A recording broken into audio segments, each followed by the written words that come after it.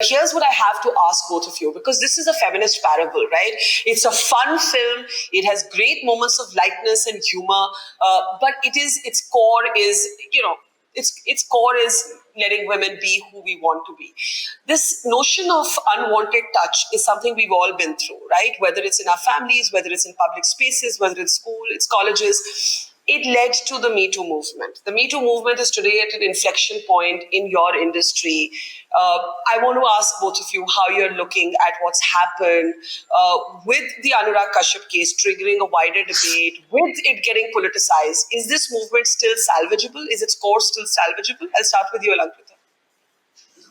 So I just want to take one step back and from what my limited understanding, like I feel the Me Too movement came about because our systems were not willing and not able to were not addressing concerns of women who were being assaulted, and there was a gap.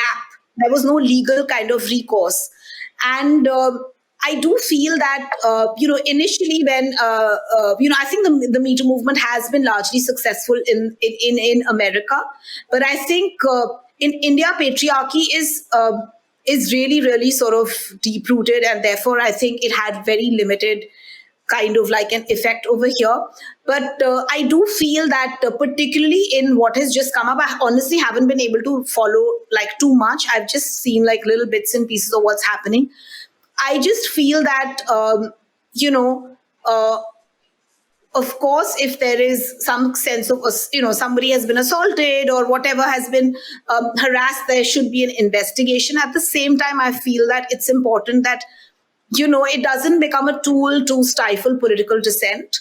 That is very, very important. And the other thing is that, particularly in this case, I feel bringing up the names of Richa Chadda, Huma Qureshi, and I think Mahi Gill, that just threw me off. I thought that was, it wasn't making sense as to why, because Me Too is so much about women standing up for each other. It's not about making comments about other women. And I thought that was something that bothered me. So, yeah.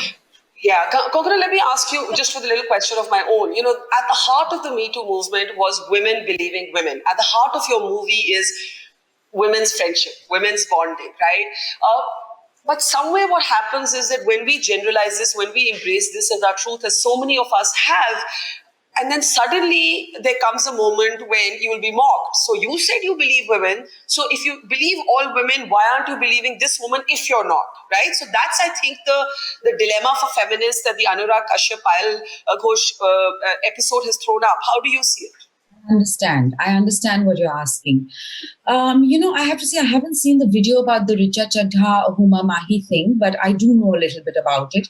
What I want to say is that, the Me Too movement itself, while I think it is a very important movement, and as you said, Alankrita, and I agree with you that it fills a gap.